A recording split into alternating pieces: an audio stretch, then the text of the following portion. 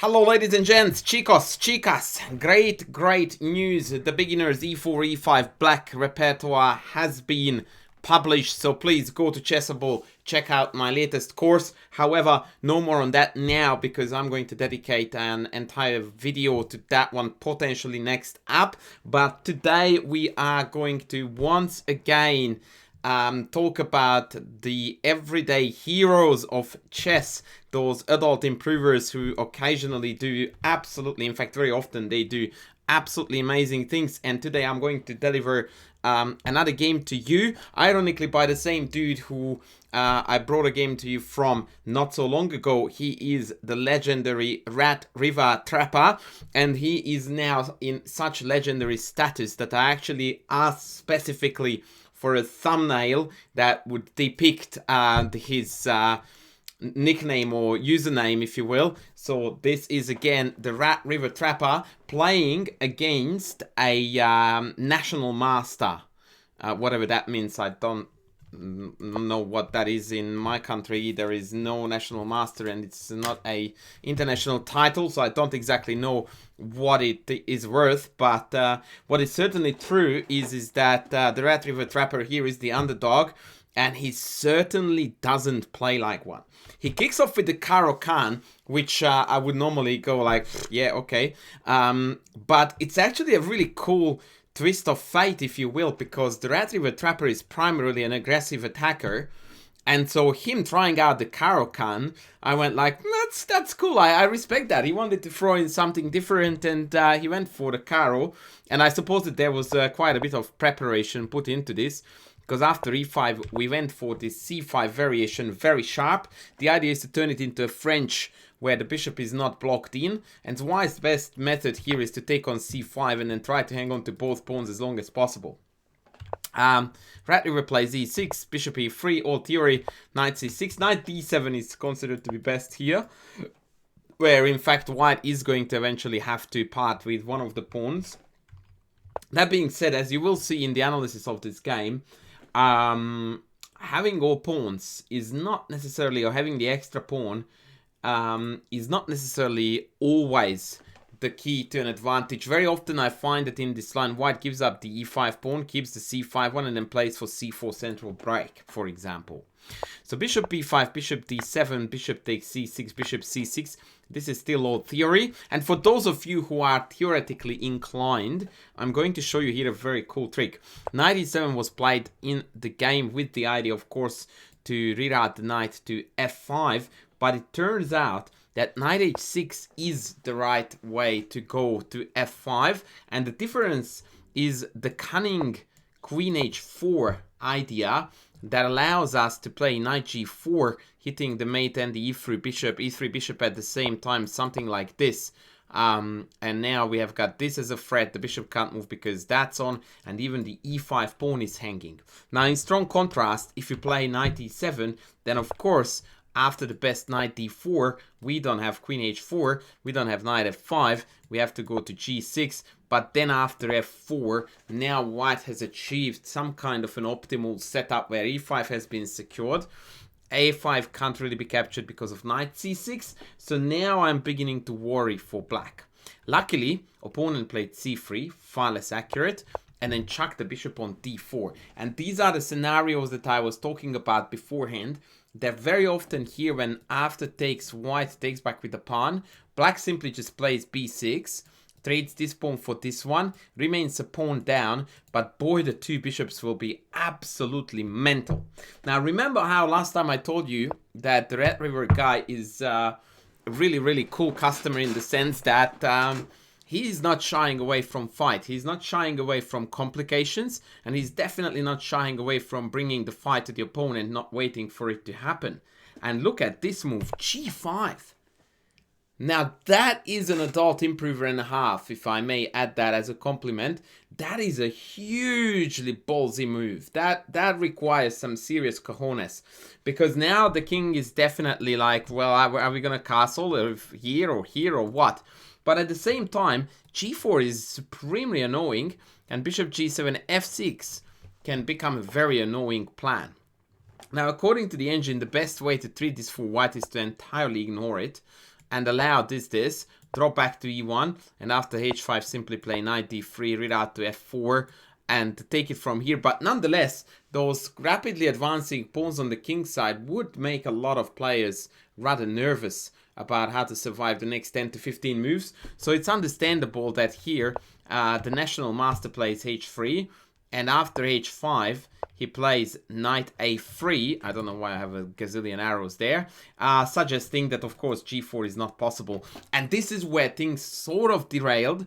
The beautiful idea, positional idea that allows black to do really well here is actually rook c8, rook g8, excuse me.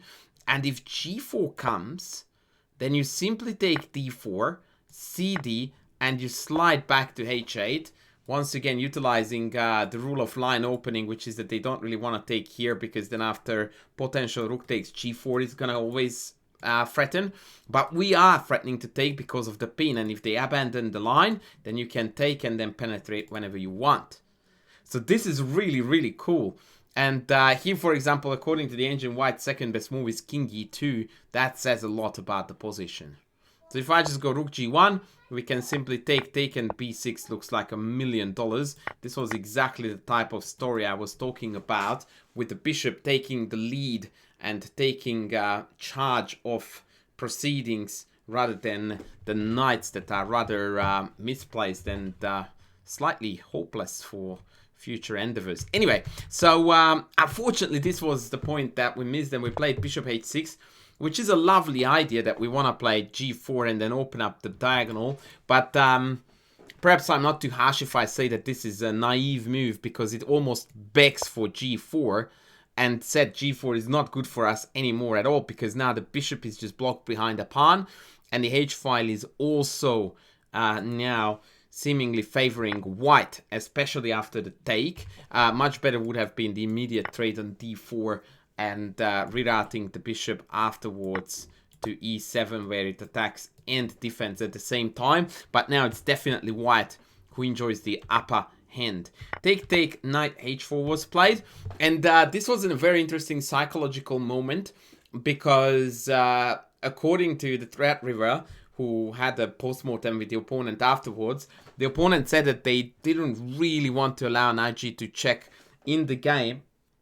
And to my mind, that's a very sloppy analysis, or rather even, you know, the avoidance of analysis. Because if I just play a regular queen g2 and after the check I go here, and after knight f4, either queen e3 or queen f1, which actually begs the question of why I played queen e2 in the first place. But anyway, the point is, I can simply walk to the queen side without too many dramas, and it's rather illusory that the knight and f4 is a well-placed piece. I will be able to kick it out eventually.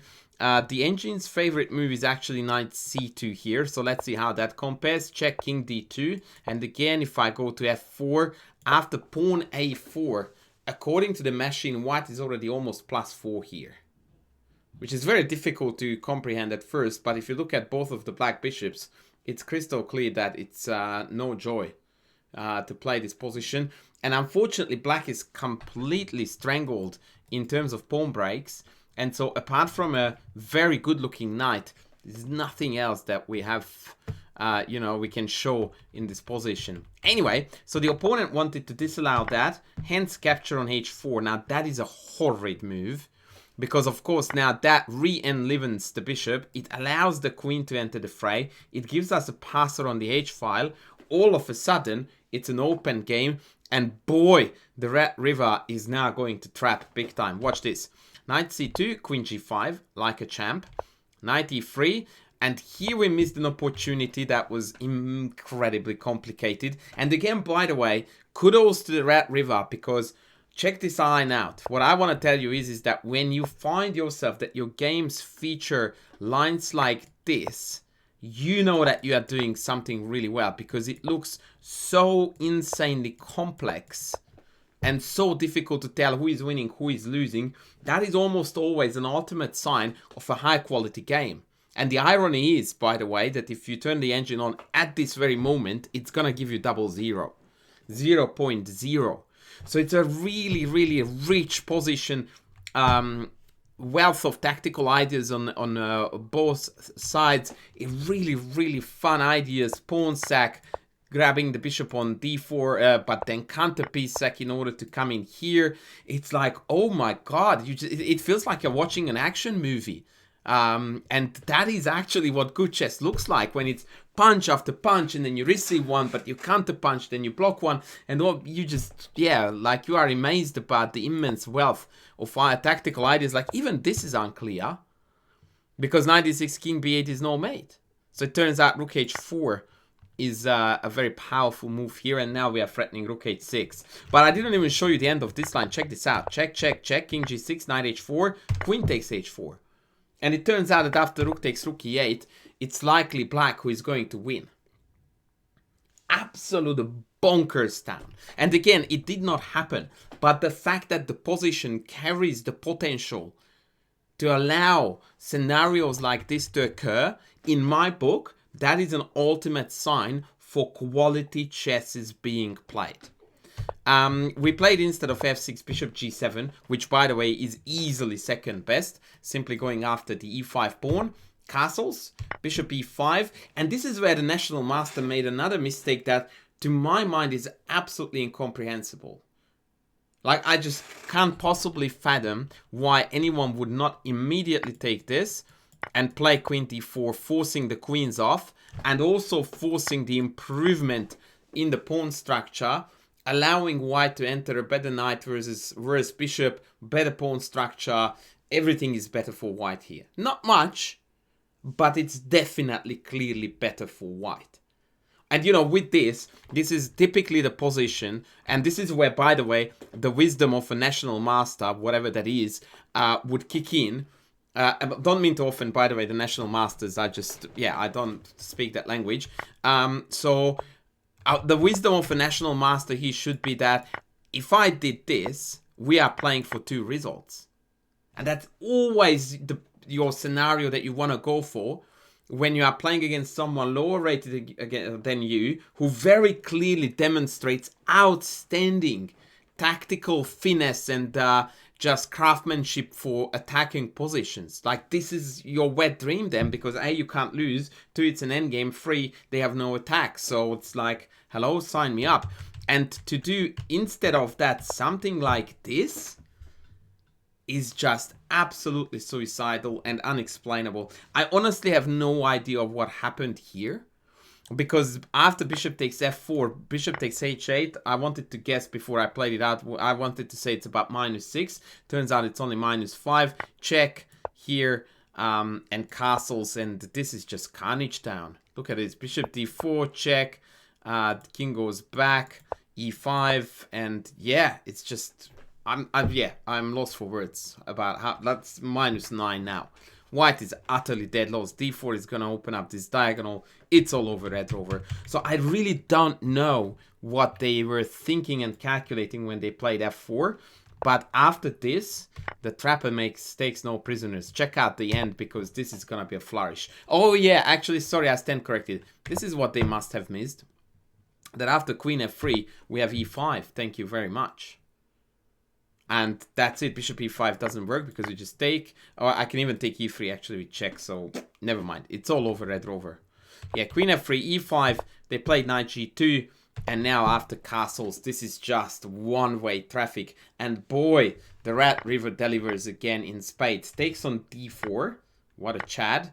And then rook g8. And now the heavies decide the game. White again should have chosen a scenario where an endgame occurred. But this is now just poor play by white. I don't know the time situation, but I would like to give white the benefit of the doubt that this must have been some kind of a time trouble scenario here, because rook e1 is also a bit of a weakie, allowing f5. Not taking credit away from the Rat River, who, by the way, delivers the goods in spades. Check. King g1, king h1, and here comes h3. Now, if you remember, in about 6, 7, 8, 9, 10 videos ago, when I had a lesson with Daniel Lona, we discussed there the Ribley-Adorian game, which featured a mate pattern like this. And I do think that the Rat River saw that, and he immediately went for the same mate idea. And kudos to the opponent, they fell for it promptly. Queen f2, and here comes the icing on the cake. Chess adult improvers unite, put your hands together, and Theratrivertrapper, take a bow, mate, because this is just epic. Boomski! Boomski! That is just absolutely divine. In fact, I'm going to give you a Tony G2, which I wouldn't normally do, so take this. Feel the power. You feel my power, baby?